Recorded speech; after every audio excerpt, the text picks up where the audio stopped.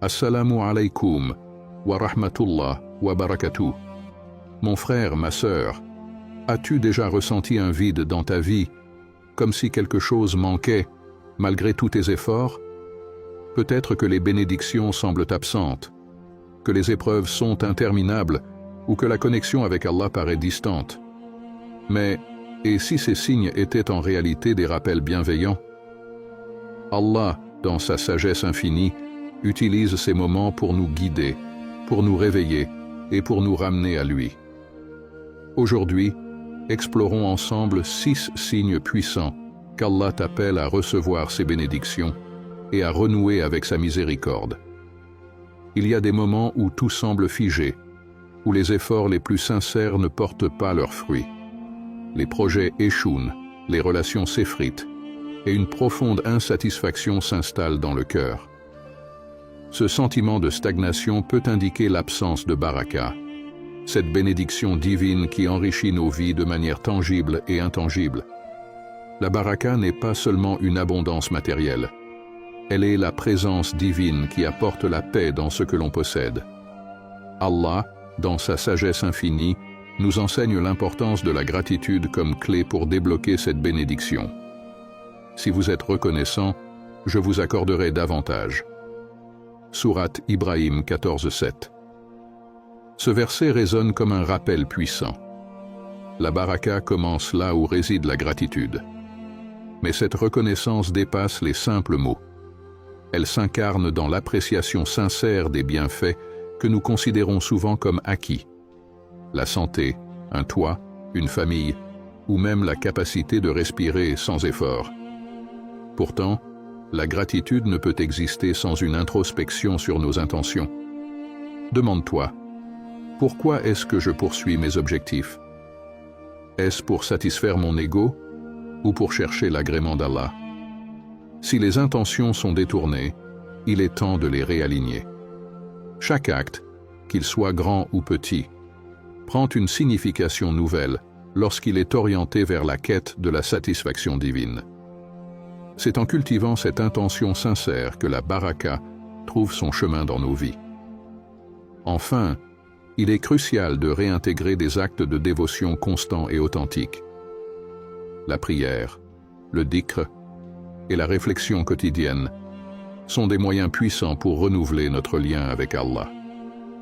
Ces actes, bien que parfois perçus comme routiniers, sont en réalité des portes vers une vie enrichie de sens et de sérénité. Même de petits efforts constants, comme prononcer un simple « Alhamdulillah » pour chaque bénédiction, peuvent ouvrir les portes de la baraka. La baraka ne se mesure pas toujours en biens matériels, mais dans la paix intérieure qu'elle apporte. C'est une lumière subtile qui illumine tout ce que nous touchons, transformant l'ordinaire en extraordinaire par la bénédiction divine. Alors, commence aujourd'hui. Reconnecte-toi à Allah par la gratitude et la dévotion et observe comment la baraka transforme ta vie. Dans la vie, les épreuves semblent parfois surgir sans relâche. Elles peuvent se manifester sous diverses formes. Des difficultés financières insurmontables, des soucis de santé accablants ou des relations qui se détériorent. Ces moments d'épreuve, bien que douloureux, ne sont jamais dénués de sens. Ils sont des rappels divins, des invitations à une introspection profonde et à une réorientation vers Allah. Dans le Coran, il est dit « En vérité, après chaque difficulté vient une facilité » Sourate At-Tchar 94, 6. Ce verset est un baume pour les cœurs brisés, une promesse qu'aucune épreuve ne dure éternellement. Mais cette promesse exige quelque chose de nous, la patience, non pas passive, mais active. La patience active est une forme de foi en mouvement. C'est continuer à avancer, à prier et à espérer, même lorsque tout semble perdu. Elle est le reflet de la confiance en Allah, car lui seul connaît la finalité de chaque situation. Ces défis que nous affrontons sont des tests de foi, mais aussi des opportunités de purification. Ils nous rappellent de détourner notre attention des distractions matérielles et de renforcer notre lien avec le divin. En période de prospérité, il est facile d'oublier l'essentiel. Mais dans l'adversité, le cœur se tourne naturellement vers Allah, cherchant refuge et guidance. Si ces épreuves semblent interminables, cela peut aussi être une occasion de réfléchir sur les actions passées. Est-ce que certaines de nos décisions ont manqué de considération pour les enseignements d'Allah? Avons-nous négligé notre adoration ou minimisé l'importance de nos obligations spirituelles? Ce ne sont pas des accusations, mais des questions essentielles qui permettent de réaligner notre chemin. Enfin, il est important de se rappeler que les épreuves, aussi intenses soient-elles, ne sont jamais vides de la miséricorde d'Allah. Elles servent à nous élever, à nous purifier et à nous rapprocher de lui. Elles nous rappellent que notre dépendance n'est pas envers les choses de ce monde, mais envers le Créateur de toutes choses. Alors, accepte ces épreuves comme des ponts vers une foi renforcée. Fais preuve de patience, renouvelle ta confiance en Allah et rappelle-toi toujours que derrière chaque nuage se cache une lumière divine, prête à illuminer ton chemin. Lorsque la distance entre toi et le Coran s'installe, ce n'est pas seulement un éloignement physique, mais une rupture spirituelle qui s'opère en silence. Le Coran est bien plus qu'un livre. Il est une lumière qui illumine les âmes, un guide qui oriente les cœurs égarés, et une source de guérison pour les blessures invisibles de l'âme. Allah nous rappelle dans le Coran, ce Coran guide vers ce qu'il y a de plus droit. Sourate Al-Isra 17, 9. Cette promesse divine est une invitation à trouver dans le Coran des réponses, une direction et une paix inégalées. Mais parfois, une barrière semble se dresser. Tu ouvres ces pages et les mots te paraissent de lointain, ou tu ressens une gêne inexplicable en essayant de te connecter à son message. Ces moments ne sont pas des condamnations, mais des rappels. Ils te poussent à reconnaître que ton cœur a peut-être été distrait par les préoccupations du monde, éloigné par la routine ou alourdi par des péchés non expiés. Revenir au Coran est un processus doux mais intentionnel.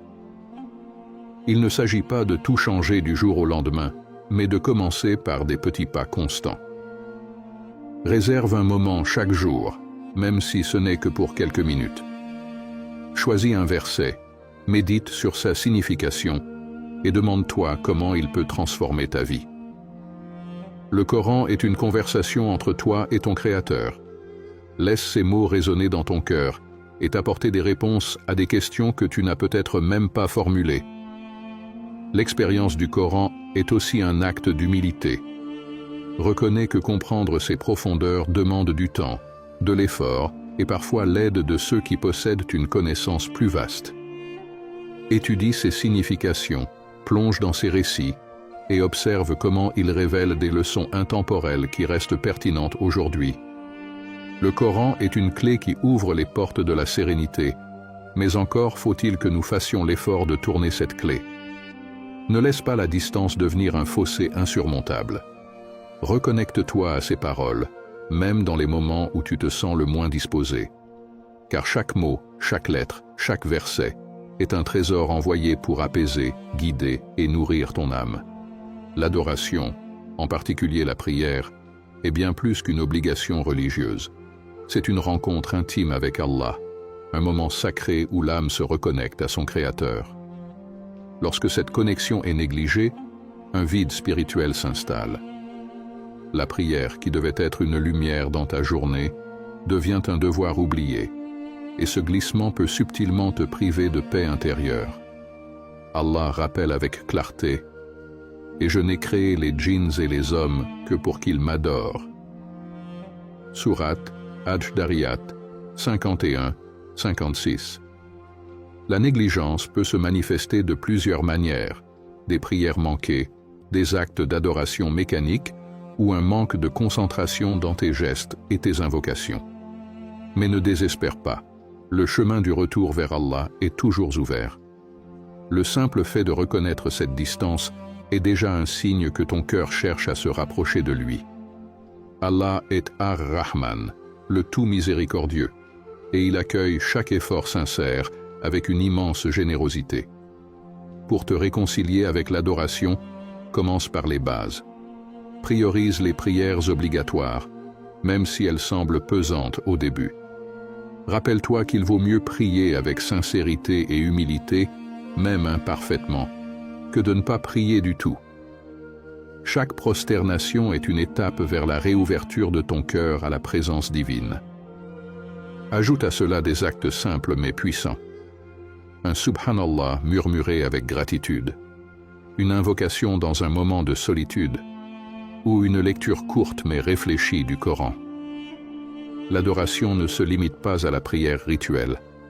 Elle englobe chaque acte que tu fais avec l'intention de plaire à Allah, nourrir les tiens, aider un voisin, sourire à un inconnu.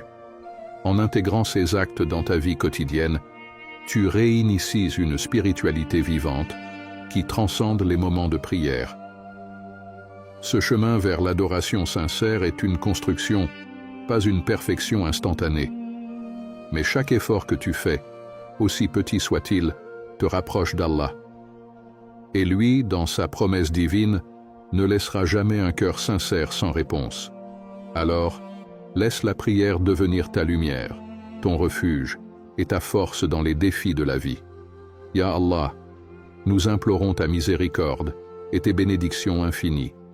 Guide nos cœurs vers toi, purifie nos âmes et accorde-nous la patience face aux épreuves. Rappelle-nous toujours de ton amour et de ta présence et aide-nous à rester constants dans notre adoration. Pardonne nos péchés et fais de nous des serviteurs reconnaissants. Amin.